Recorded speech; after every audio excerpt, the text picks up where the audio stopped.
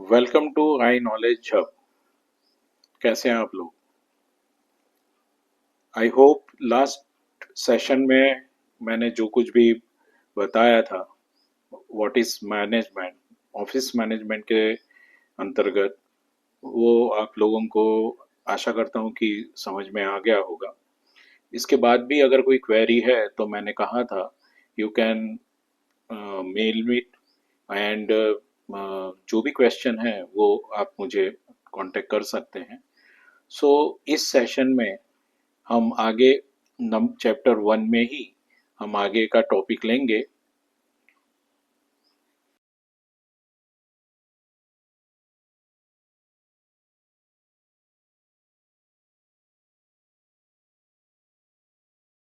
तो second topic है importance of management. उसके अंतर्गत अब हम देखेंगे कि अचीविंग गोल, मैनेजमेंट इम्पोर्टेंस क्या है मैनेजमेंट की। तो हमारे सिद्ध किए हुए, मतलब हमारे जो निर्धारित किए हुए गोल है, तो कैसे हम उसे अचीव करेंगे।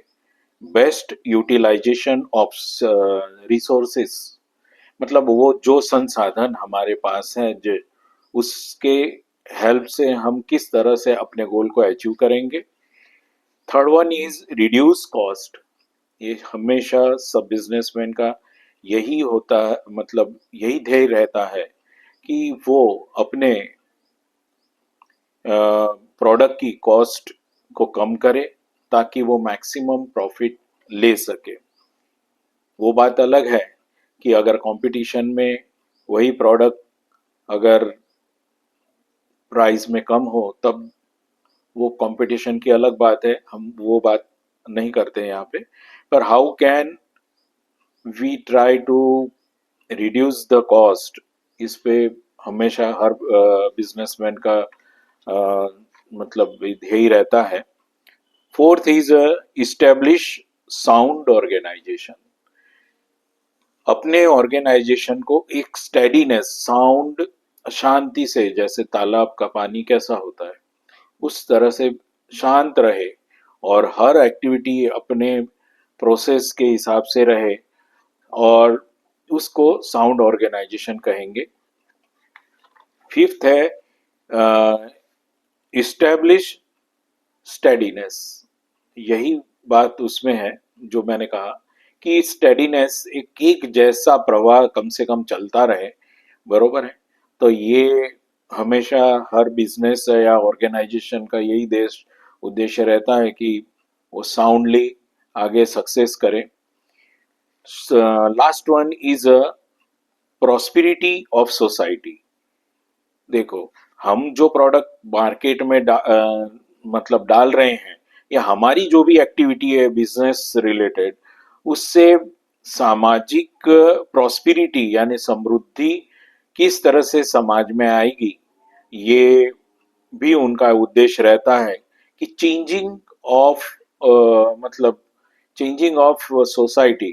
चेंज का मतलब ये नहीं होता कि, मतलब समाज का उद्धार करना, बरोबर है। जहाँ पे हम देखते हैं कि पहले काफी पुराने गांव की क्या हालत थी, आज हम कई गांव में देखते हैं कि बिजली, पानी, रास्ते, ऐसी it is called a development. भले गांव गांव रहे, पर कुछ जो बेसिक नीड्स है वो उसका डेवलपमेंट हो, तो उसी तरह से प्रॉस्पेरिटी ऑफ सोसाइटी, मतलब समाज का उद्धार हो, समृद्धि हो, ये सब बिजनेसमैन का उद्देश्य रहता है। सो हम ये सेशन शुरू करते हैं, ठीक है। Important of management. To a very large extent, the success of an organization is depend on its management. Therefore, the importance of management will help us in understanding its wide scope, and also to how it help in the success of organization in the long run, ठीक है। अभी इसमें ये कहना चाहते हैं, to a very large extent of success of organization depend on management. मतलब कोई भी ऑर्गेनाइजेशन का सक्सेस उसके मैनेजमेंट पे डिपेंड करता है कि उसका मैनेजमेंट किस तरह से है। Therefore, the importance of management is help us to understand wide scope। मगर इसका मतलब इससे हम ये जान पाते हैं कि आगे फ्यूचर स्कोप क्या है, and also to how it help in the success to organization is long run. मतलब ये लंबी रेस का घोड़ा बन सके तो वो it is depend on that management team. ठीक है, तो ये बहुत जरूरी होता है कि हम शौक के लिए ना बिजनेस करते हैं और ना ही इस तरह की कोई इस्टेब्लिशमेंट होती है, पर हम लॉन्ग टर्म पे लंबी रेस के घोड़े, मतलब दूसरी प्रोडक्ट को या दूसरी कंपनी को हम compete कर पाए, यही ये और मैनेजमेंट का उद्देश्य रहता है। तो उसके अंदर फर्स्ट पॉइंट है कि अचीविंग गोल। तो हम गोल कैसे अचीव करेंगे? तो management converse disorganise resources of man, machine, money etcetera into a useful enterprises. देखो मैनेजमेंट किसे कहते हैं तो आदमी, मैन, मशीन और मनी, ये तीनों को हम किस तरह से यूटिलाइज करते हैं वो डिपेंड करता है मैनेजमेंट पे। These resources and coordinated, directed and controlled in such a manner that enterprise work towards uh, attainment of goal। मतलब दिस रिसोर्सेज, अभी हमारे पास ये तीन चीजें हैं, कौन? मैन, मशीन और मनी, पैसा। तो उसको हम किस तरह से यूटिलाइजेशन करेंगे? तो उसको कोऑर्डिनेशन के तौर पे मतलब सहकारी तौर पे डायरेक्शन अच्छा गए करके और उन कई बातों को कंट्रोल करके तो उस जो गोल है उसकी प्राप्ति कैसी होगी, उसको उस उद्देश्य को वहां पे देखा जाता है या उसे डिजाइन किया जाता है, और गोल किस तरह से अचीव करेंगे उस बात पर ध्यान दिया जाता है। Second is best utilization of resources. मतलब जो संसाधन है, रिसोर्सेस मतलब संसाधन तो वो उसका यूटिलाइजेशन हम किस तरह से करेंगे वो बताया गया है। Management provide maximum utilization of scarce resources by selecting it best possible alternate use in industry for out of various uses। मतलब जो हमारे पास दुर्लभ रिसोर्सेज है उसे सिलेक्ट करके बेस्ट पॉसिबल अल्टरनेट, मतलब उसका अल्टरनेट क्या है ये देखा जाता है। और जो जो भी हमारे पास रिसोर्सेस है जो दुर्लभ है, जो हमें नहीं मिल सकते या मिले हुए हैं, तो उन चीजों का कैसे बेस्ट यूज किया जाए वो यहाँ पे कहा गया है। It's make years of expect of professional and this services led to use of skills knowledge and avoid wastage। मतलब यहाँ पे हम प्रोफेशनल तौर पे सर्विसेज कैसी देंगे, यूजेज ऑफ स्किल्स और सबके एम्प्लॉयज के स्किल्स का कैसे यूज किया जाएगा, नॉलेज एंड अवॉइड वेस्टेज, और वेस्टेज को अवॉइड कैसे किया जाएगा इस बात को ध्यान रखा जाता है। अभी थर्ड वन है रिड्यूस कॉस्ट। तो it's get maximum result through minimum input by proper planning and by using minimum input and getting maximum output.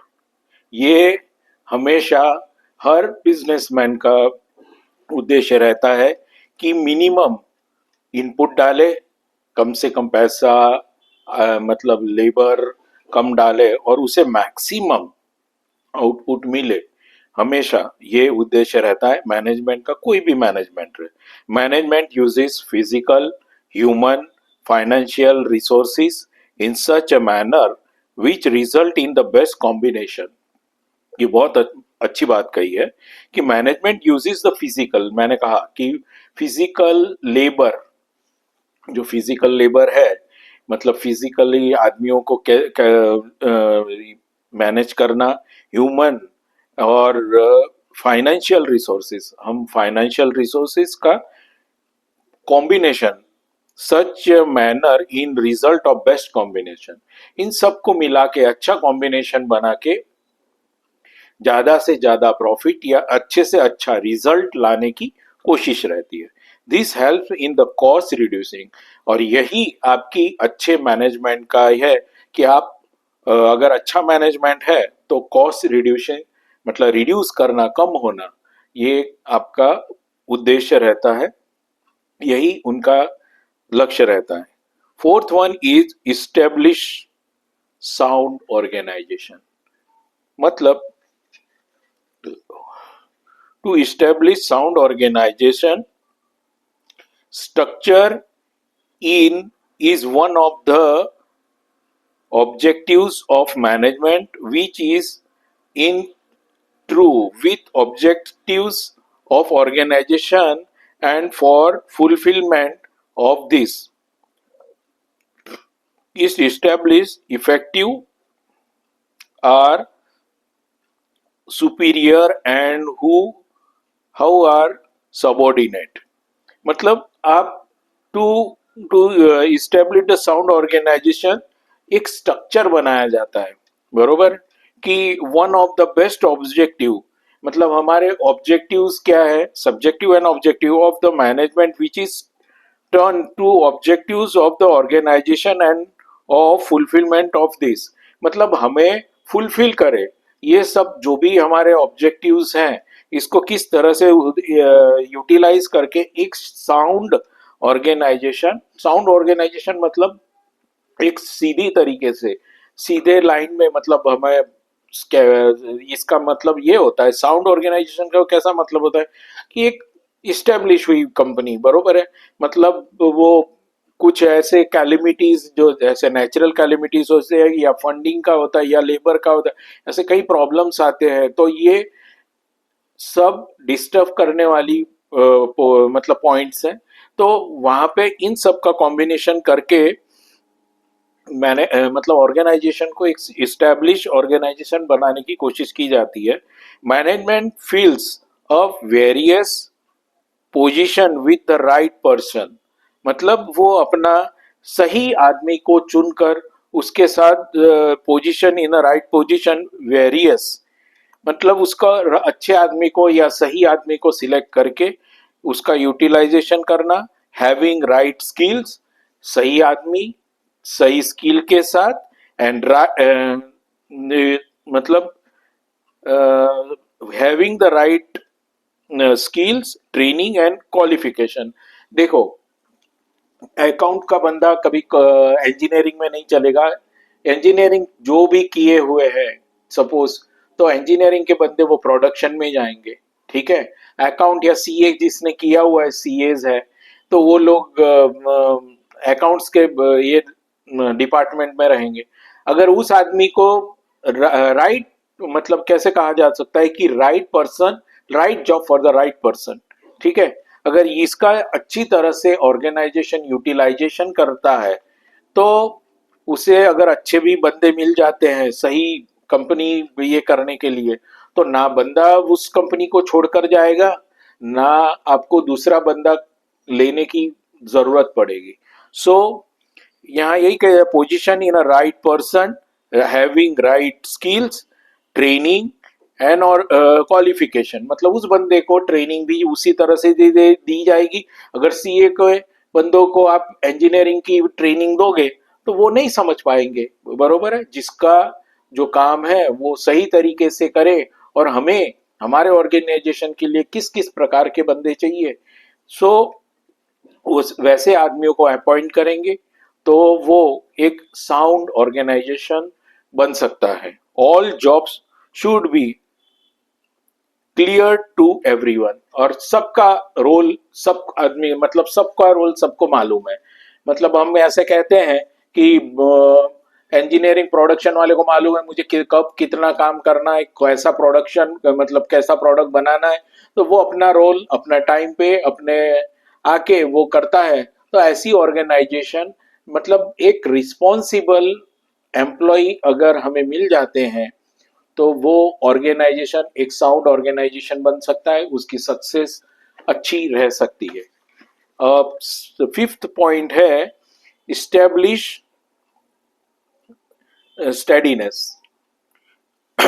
Steadiness मतलब एक स्थिरता। तो कैसी? It's establish the organization to to survive is changing environment.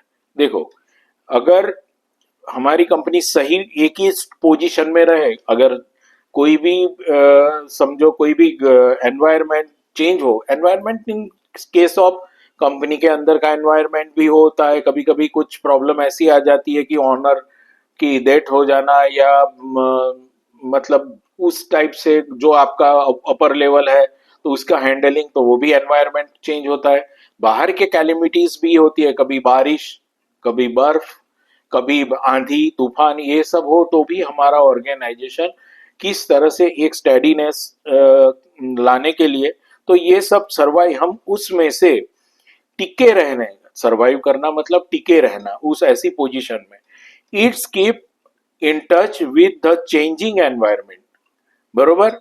इन वो उसी environment में change atmosphere हो तो भी वो एनवायरनमेंट में टिके रहे। With the change in external environment, the initial coordination of organization much must be change. अगर चेंज भी हुआ तो कोई किसी का रोल मतलब भूले नहीं। अगर एनवायरनमेंट चेंज हो रहा है, मतलब कोई पोस्ट से जा रहा है, सपोज कोई रिटायर भी हो रहा है, या किसी ने जॉब भी चेंज कर ली, मगर उस कंपनी के प्रोडक्शन सेलिंग पे कोई भी चेंजेस नहीं आने चाहिए। ठीक है, ये आना और जाना ये कंपनी में लगा रहता है। फिर भी मतलब कोई भी बंदा लॉन्ग टर्म के लिए टिक जाए तो वो एनवायरनमेंट काफी लंबे समय तक रहता है।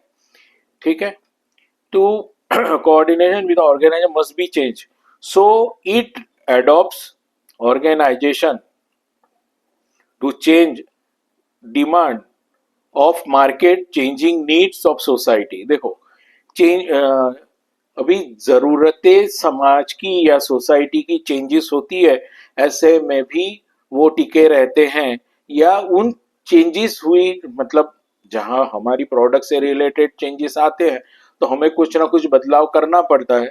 It is responsible to growth and survival of organization. मतलब ग्रोथ, इन सब चीजों की असर हमारे ग्रोथ पर भी होती है कि कैसे ग्रोथ हमारा होगा। तो ये सब बातें चेंजेस मतलब क्या, एक तो नेचुरल कैलेमिटीज है, एनवायरनमेंट है, इंटरनल एनवायरनमेंट है, या किसी का आना या ऑर्गेनाइजेशन में जाना, ये लगा रहता है। ऐसे में भी कंपनी की प्रोडक्शन या मैनेजमेंट एक स्मूथली चलता रहे तो ये एक इस्टेब्लिश ऑर्गेनाइजेशन बन सकना, एक स्टेडीनेस आती है। Last one is prosperity of society. If efficient management leads to better economical production, which help in true to increases the welfare of people।